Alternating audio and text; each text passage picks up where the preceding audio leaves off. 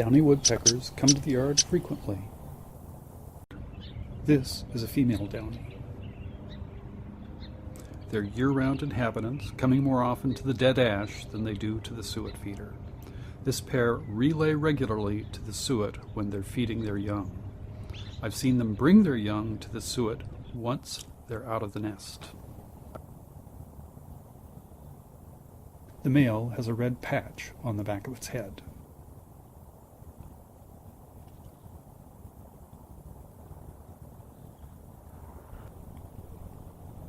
Downy and hairy woodpeckers have similar markings.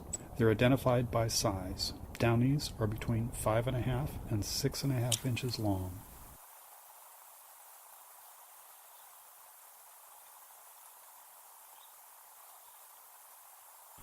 Downy woodpeckers eat insects like beetle larvae, ants, and caterpillars that live in wood or tree bark. A small part of their diet includes plant material. They inhabit deciduous and mixed forests. The number of large cottonwood and willows growing along my area of the creek is probably the reason they're so abundant.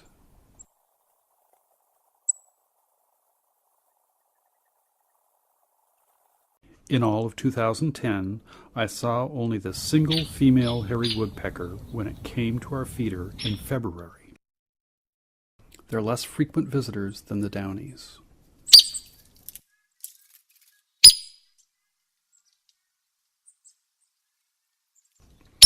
Starting in mid-September 2011, this young male returned to the feeder regularly for about a month. Their call is a far more vocal peak compared to the downy's softer pick call.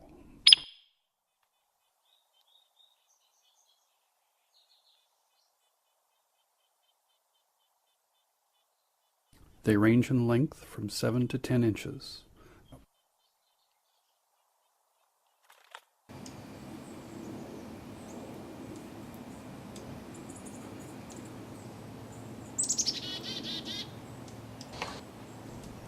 Hairy woodpeckers require coniferous forests with more mature tree cover than is required by a downy woodpecker.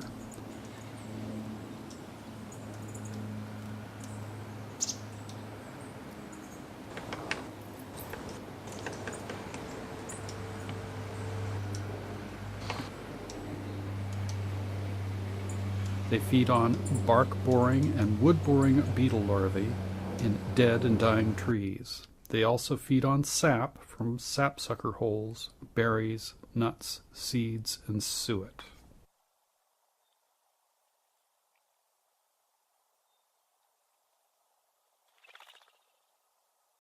This is a red-breasted sapsucker. Their breeding habitat is usually forests that include pine, hemlock, Douglas fir, and spruce. They prefer old-growth forests. They require living trees to provide the sap on which they feed. I caught these photos during a cold snap in December 2010. This is a male red-shafted northern flicker.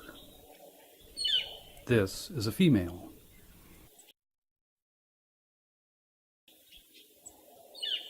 They are very wary when they are on the ground, where I most often see them turning over small rocks, moss, or rooting in the dirt for ants.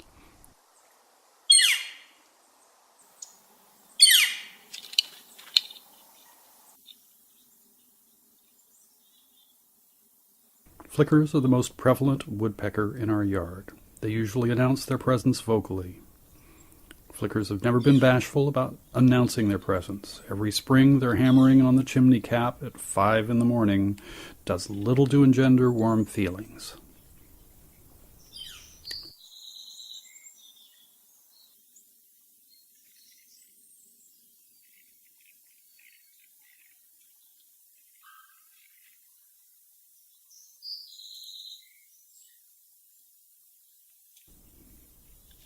Flickers occur in most forest types and in wet areas such as streamside woods, flooded swamps, and marsh edges.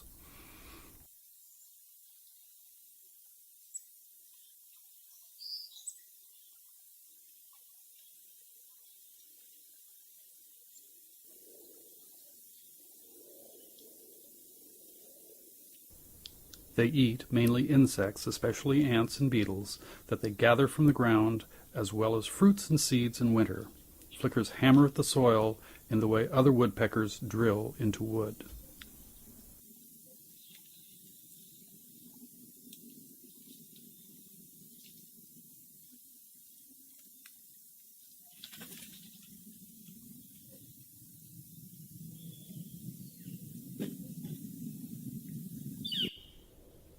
In mid-April 2010, I blundered on a pair of flickers excavating a nest hole in a dead maple tree that hung over the creek.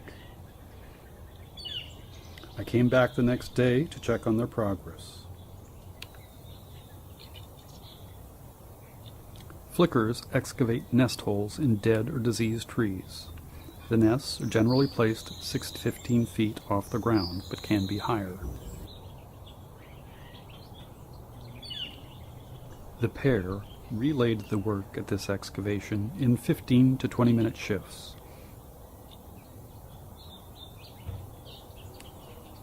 One would fly off, and their mate would return warily to a limb near the nest, then spend 5 to 10 minutes looking for predators before they would return to their task.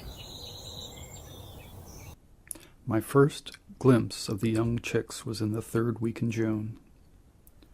Not wanting to be too intrusive, I avoided the area and made only one series of still pictures. Blowing these up, I could see 3 beaks poking out of the excavated hole. The adult pair had been feeding heavily at the suet for 2 months. I have the impression that these young flickers have stayed in the area. The first time I saw this female pileated woodpecker was in March 2010. She was attracted to the suet feeder in our yard and returned frequently. She had a distinctive call and could be seen flying from tree to tree at the top of the canopy's edge that surrounds my yard. It would take 15 to 20 minutes for her to check out the yard for predators. In June, she came into the yard with what I think is an immature male pileated woodpecker.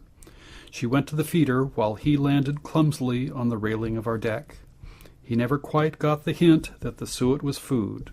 Once he saw me taking photos through the window, he flew off. He was far more graceful flying between the trees by the creek than he was trying to walk on the deck. 2 months later, he returned noisily, having a great time eating at the Oregon grape. Our Oregon grape did not produce any berries in 2011. Twice we saw a pair of pileateds come through our yard. The first time they went to an empty suet feeder and left. The second time they stopped in the top of a fir tree but moved on quickly. Their visits are dependent on a ready food source.